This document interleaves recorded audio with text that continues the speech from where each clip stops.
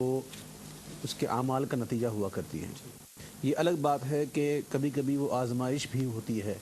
الذی خلق الموت والحیات لیبلوکم ایکم احسن عملا، اللہ تعالیٰ نے زندگی اور موت کو اس لیے بنایا تاکہ وہ دیکھے کون اچھا اعمال کرتا ہے۔ تو یہ جو معاملہ ہمارے ساتھ اس وقت جو درپیش ہے، جو ہمارا ملک جو ہے اس وقت سیلاب زدہ لوگ جو ہیں بڑے پریشان ہیں، گھروں کی چھتیں بھی چلی گئیں، بلکہ گھر ہی چلے گئے، مویشی مال سب ہلاک ہو گئے، اور جو کل تک دینے والے تھے آج لینے والے بن گئے۔ تو یہ معاملات جو ہمارے سامنے موجود ہیں، اس میں ہم یہ کہہ سکتے ہیں کہ یہ شامت اعمال بھی ہے اور آزمائش بھی ہے۔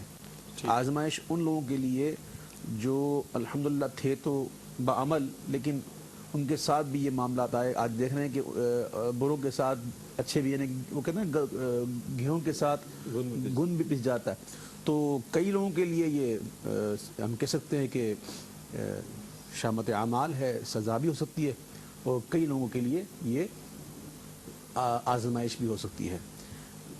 اب آپ نے جیسے یہ ذکر کیا کہ کیا ہم دین سے دور ہو گئے، میرے خیال میں میرے اس جملے کے اندر آپ کے سوال کا جواب آ گیا۔ واقعی اگر ہم اس وقت اللہ کی فرما برداری میں ہوتے، اس کے احکام بجا لاتے، تو شاید ہمیں یہ دیکھنا نصیب نہ ہوتا۔ تو یہ جو کچھ بھی ہے میں سمجھتا ہوں ہمارے اعمال کا نتیجہ ہے، اور بہت اس وقت ضرورت اس بات کی ہے کہ ہمیں کثرت کے ساتھ استغفار کرنی چاہیے، اللہ کے حضور معافی مانگنی چاہیے گڑ گڑا کر۔ ابھی مجھے علم ہوا، میں نے ایک خبر کے حوالے سے مجھے ایک نجی چینل پر میں نے ایک خبر دیکھی کہ 1 ستمبر سے لے کر 10 ستمبر تک ایک اور مونسون کا سلسلہ داخل ہو رہا ہے، اور پھر ایک پڑوسی ممالک سے بھی ہے جو پانی چھوڑ دیا گیا دوبارہ، تو وہ بھی معاملہ آ رہا ہے۔ تو دعا کیجیے اللہ ہمیں مزید تباہی سے بچائے، اور اللہ تعالیٰ ہمارے گناہوں سے درگزر فرمائے۔ اور جیسا کہ آج کا یہ پروگرام بھی جو منعقد کیا، اور بالخصوص آپ نے خصوصی طور پر اسے انعقاد کیا، اس بزم کو سجایا، یہ اسی حوالے سے ہے کہ یہاں ہم بیٹھ کے اللہ کے بارگاہ میں توبہ استغفار کریں گے، دعا کریں گے، اور کوشش کریں گے کہ لوگوں تک وہ باتیں پہنچائیں کہ جس سے ہم ان معاملات سے بچ پائیں اور اپنے اعمال کی بھی اصلاح کر سکیں۔ ٹھیک ہے اویس بھائی، بہت اچھے انداز میں آپ نے جواب نہایت فرمایا۔ شاہ صاحب میں پوچھنا چاہوں گا آپ سے، دعا خشوع و خضوع کے ساتھ مانگنی چاہیے۔ الدعاء مخ العبادہ، دعا عبادات کا مغز ہے، اور وقال ربکم ادعونی استجب لکم، کہ تم مجھے پکارو میں تمہاری پکار کا جواب دوں گا۔ یہ تمام چیزیں ہمارے پیش نظر ہیں، اس کے باوجود دعا میں خشوع و خضوع نظر نہیں آ رہا۔ دعا مانگتے بے دلی سے، اور ایسے مساجد میں ہم دیکھتے ہیں، اجتماعات میں دیکھتے ہیں کہ دعا مانگتے ہوئے ہماری کوشش یہ ہوتی ہے کہ جلد از جلد دعا ختم ہو تو ہم اپنے گھر کا راستہ لیں۔ تو یہ چیز کیوں ہم میں پیدا ہو گئی، جبکہ دعا ہی وہ ایک ہمارا استغاثہ اللہ کی بارگاہ میں پیش ہو رہا ہوتا ہے، ہماری حاجات اللہ کی بارگاہ میں پیش ہو رہی ہوتی ہیں، اور ہم اپنے مقاصد کو اللہ کی بارگاہ میں پیش کر رہے ہوتے ہیں۔ ایسے موقع پر ہم کیوں کر اس میں دلچسپی کا مظاہرہ نہیں کرتے؟ کس طرح دعا میں خشوع و خضوع پیدا ہو کہ وہ ہماری دعائیں اللہ کی بارگاہ میں مستجاب ہو جائیں؟ دیکھیں، دعا میں خشوع و خضوع پیدا کرنے کے لیے، یعنی دعا یہ ایک عبادت ہے، دعا عبادت ہے۔ اب اس کے لیے ضروری ہے کہ ہم اپنے شکم کو، اپنے پیٹ کو، جیسے بتایا گیا حدیث پاک میں بھی، کہ لقمہ حرام سے بچایا جائے۔ صحیح۔ کیونکہ اصل یہ ہے، اسی طرح گناہوں کی کثرت جب یہ دل کو سیاہ کر دیتی ہے تو پھر آدمی کا عبادت میں دل نہیں لگتا۔ اسی طرح ذکر اللہ کی کثرت جو ہے وہ دل کی سیاہی کو دھو دیتی ہے۔ تو اب خشوع و خضوع کے لیے ضروری ہے بالکل کہ ہمیں اللہ اور اس کے رسول نے جو عطا کر دیا اس کو ہم اپنا لیں، جس سے قرآن اور حدیث نے منع کیا اس سے ہم کنارہ کشی اختیار کریں، ان گناہوں سے بچیں۔ اب جیسے نماز کا معاملہ ہے، باوضو رہنے کا معاملہ ہے، اسی طرح اس میں خشوع و خضوع کے لیے آنکھوں کی حفاظت کے بارے میں بزرگوں نے، امام غزالی نے کیمیا سعادت میں جیسے اس پہ زور دیا، جس پہ حدیث بھی ہے کہ فرمایا جب بندہ اپنی آنکھوں کی نگاہ کی حفاظت کرتا ہے تو اللہ رب العزت اس کو ایک ایسا نور عطا کر دیتا ہے جو اس کو عبادت میں لذت عطا کرتا ہے۔ تو حقیقت یہ ہے کہ ہم سر سے پاؤں تک گناہوں میں لتھڑے پڑے ہیں، گناہوں میں بھرے ہوئے ہیں، تو اب ہمارا عبادت میں دل نہیں لگ رہا، اور دعا عبادت ہے تو دعا میں ہمیں مزہ ہی نہیں آ رہا، ایک سکون نہیں مل رہا۔ یہ کیا ہے؟ ہماری اپنی شامت اعمال ہے۔ صبح اٹھ رہے ہیں، ہماری ابتدا گناہوں سے ہو رہی ہے، رات کو سوتے ہیں ہم گناہ کر کے سو رہے ہیں، اور ہماری بدقسمتی یہ ہے کہ اب گناہ کرنے پر بھی ہمیں گناہوں پر ندامت نہیں آ رہی، گناہ کرنے پر بھی गुनाहों पे हमें नदामत नहीं है। फिर आप नहीं हकीकत ये है कि देखिए जैसे तौबा आज आपने फरमाया, तो अब इसमें तौबा मांगने पर भी जैसे फरमाया कि आदमी उस गुनाह को ना करने का एक पक्का इरादा, ठीक फिर उस बंदा उस पर शर्मिंदा हो, हुकूक है तो दो बातें, हुकूक इबाद आ गया तो तीसरा। तो अब इसमें खुशर खुदू कैसे पैदा हो, आदमी कोशिश करे मायूस ना हो।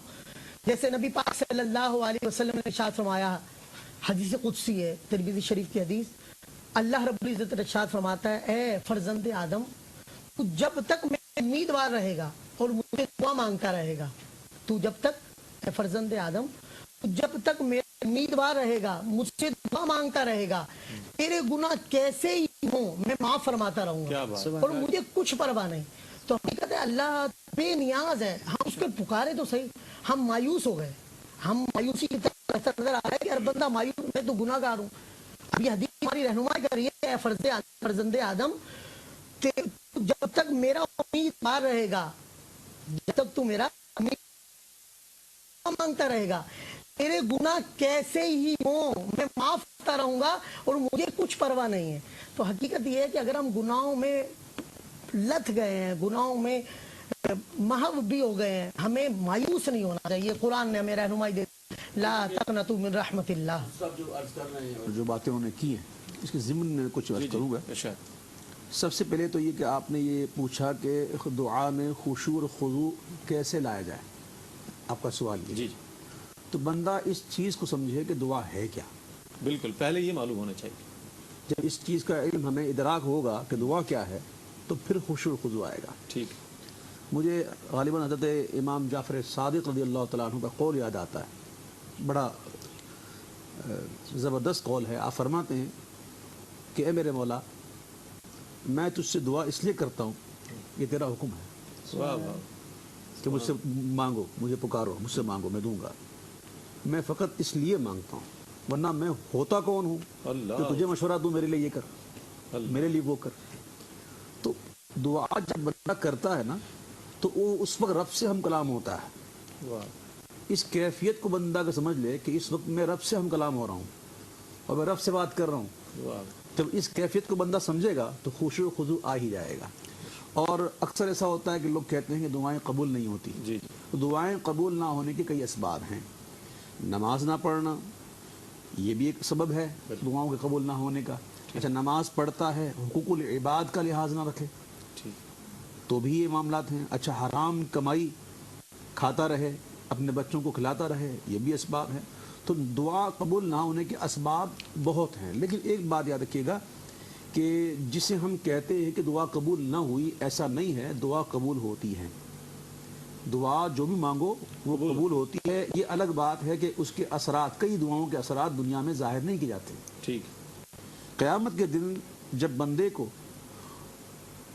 उसकी उन दुआओं का जो जिसके असरात दुनिया में ज़ाहिर ना हुए, जो रब से मांगी, क़यामत में जब उन दुआओं का अजर दिया जाएगा और सिला दिया जाएगा, तो वो अजर वो सिला इतना शानदार होगा कि वो बंदा उस वक्त तमन्ना करेगा कि काश दुनिया में मेरी कोई दुआ कबूल ही ना हो। सुभान तो लोग ये ना समझे कि दुआ कबूल नहीं होती, आप दुआ मांगे। वो कहते हैं कि अपना शरफ दुआ से है, बाकी रहा कबूल। ये जाने इनके हाथ में कुंजी असर की है। क्या बात। सरकार का नाम लेकर, हुजूर का वसीला बनाकर दुआ कीजिए, और जो दुआ दुरूद पाक से शुरू हो और दुरूद पाक से इख्तिताम हो तो वो दुआ कबूल होती है। क्योंकि हमारे अमाल इस लायक तो नहीं है कि वो कबूल किए जाएं, लेकिन दुरूद पाक एक ऐसी इबादत है, ऐसा एक वजीफ़ा है कि ये कबूल ही कबूल है। क्या क्या दुरूद पाक हमेशा कबूल है। तो ये कैसे हो सकता है कि अव्वल कबूल हो, आखिर कबूल हो और बीच में रह जाए। तो ये भी सुना है, हमने पढ़ा है कि जब तक दुआ के शुरू और इख्तिताम में दुरूद पाक ना पढ़ा जाए वो दुआ मुअल्लक रह जाती है। तो जब भी दुआ करें और सिद्क़े दिल से करें और इस तसव्वुर के साथ करें कि मैं अपने रब से मांग रहा हूँ। मुझे एक बुज़ुर्ग का वाक़या याद आ गया कि वो बुज़ुर्ग आप भी आज भी हयात हैं, उनसे जब भी कहें ना तो दुआ करें तो फ़ौरन हाथ उठा देंगे। अल्लाह वो यानी कि इसमें एक देर नहीं लगाते, फ़ौरन दुआ करेंगे। दुआ की और काफ़ी लंबी करेंगे, फिर बंद करें, फिर अगर कोई आएगा तो दुआ कीजिए, फ़ौरन लंबी दुआ नहीं। दुआ के अंदर उनको देखा गया कि इतनी लंबी दुआ करते हैं। तो हमने पूछा हज़रत ये बात क्या है, इतनी दुआएं? बोला मैं रब से हम कलाम होता हूँ, واہ واہ واہ، مجھے اور کیا چاہیے؟ اور کیا؟ تو یہ ایک ایسا نقطہ ہے جس کو سمجھنے کی ضرورت ہے کہ دعا جب مانگے تو بندہ یہ سوچے کہ خشوع و خضوع کیسے آئے، دعا کو سمجھے دعا ہے کیا۔ واہ واہ، انشاءاللہ جب اس کیفیت کو ہم سمجھ پائیں گے تو انشاءاللہ دعا ضرور کریں گے۔ کیا کہیں گے؟ دعا کو باب اثر سے گزار کر دیکھو، دعا کو باب اثر سے گزار کر دیکھو، در نبی پہ خدا کو پکار کر دیکھو، تم ان سے دور ہو لیکن وہ تم سے دور نہیں، یقین آئے تو ان کو پکار کر دیکھو، یقین آئے تو ان کو پکار کر دیکھو۔ ناظرین گرامی، اس کے ساتھ ہی پروگرام میں شامل کر رہے ہیں نعت رسول مقبول صلی اللہ علیہ وآلہ وسلم۔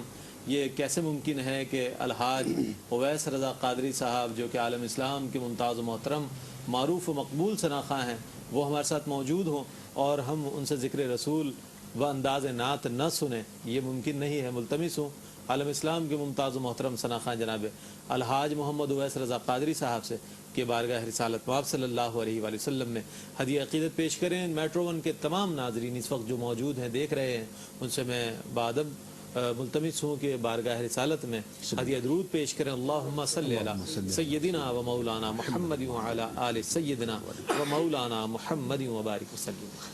اس موقع پر میں امام اہل سنت اعلیٰ حضرت عظیم المرتبت کا ایک کلام پیش کروں گا۔ ارشاد۔ غم ہو گئے بے شمار آقا، غم ہو گئے بے شمار آقا، بندہ تیرے نثار آقا، بندہ تیرے نثار آقا،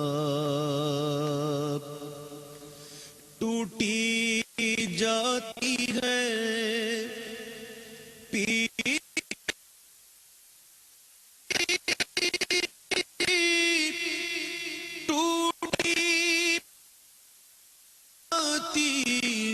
پیٹھ میری، للہ یہ بوجھ اتار آقا، للہ یہ بوجھ اتار آقا، بے عمل ہی کٹی عمر ساری، المدد بوجھ سر پر ہے بھاری، آہ عصیاں سے فرصت ملی نا، المدد تاجدار مدینہ، ٹوٹی جاتی ہے پیٹھ،